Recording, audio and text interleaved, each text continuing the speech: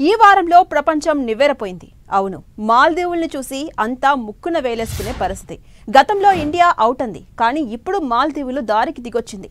తత్వం బోధపడింది. చైనా అడుగులకు మడుగులెత్తే ప్రవర్తించిన మాల్దీవులు మొన్నటి వరకు భారత్ను తోలనాడింది. ఇష్టం వచ్చినట్టు రెచ్చిపోయింది. ఇప్పుడు భారత్ విలువేంటో తెలిసొచ్చింది. మళ్ళీ ఓ మై డియర్ ఫ్రెండ్ అంటూ స్నేహబంధాన్ని పునరుద్ధరించేందుకు ఆరాటపడుతోంది. భారత్ తమకు అత్యంత విశ్వసనీయమైన భాగస్వామి, చాలా దగ్గర మిత్రదేశం అంటూ మాల్దీవుల ప్రెసిడెంట్ మొహమ్మద్ మైచూ కొనియాడమే మారిన సీన్కు నిదర్శనం. మాల్దీవుల పర్యటనలో భారత ప్రధాని మోదీతో ఆ దేశ అధ్యక్షుడు మొహమ్మద్ మైచూ వినమ్రంగా నడుచుకున్నారు. స్వాతంత్ర దినోత్సవ వేడుకల్లో ముఖ్య అతిథిగా పాల్గొన్నారు ప్రధాని మోదీ. ఆయనకు అధికారిక విందును ఏర్పాటు చేశారు. అడుగడుగునా కొనియాడారు.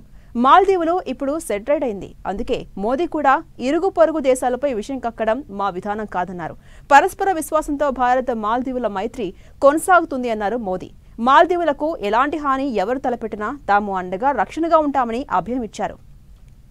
ఇక రక్షణ సామర్థ్యాన్ని పెంచుకునేందుకు ఆ దేశ అభివృద్ధికి భారత్ 4,850 కోట్ల రుణం ప్రకటించింది.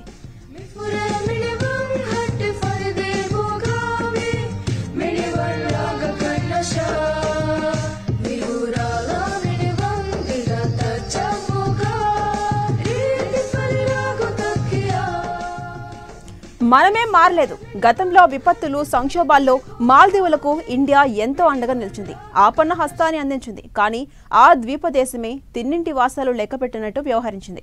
అధ్యక్షుడు మొహమ్మద్ మైచూ చైనా ట్రాప్లో పడి గతంలో భారత్పై విషం కక్కేందుకు ప్రయత్నించారు.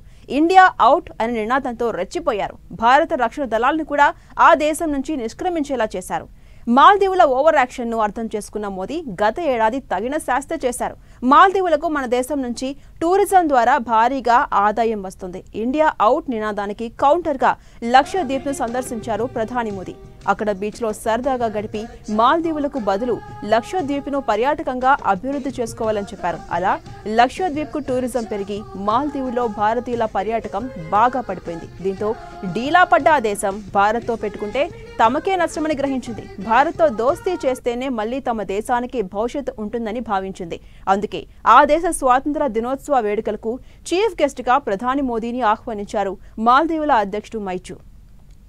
అలాగే తప్పు తెలుసుకున్న మాల్దీవులకు భారత్ కూడా స్నేహహస్తం, అభయహస్తం అందించింది. ఇండియాతో పేచీ పెట్టుకుంటే పుట్టగతులుండవని మాల్దీవులకు చాలా తొందరగానే అర్థమైపోయింది.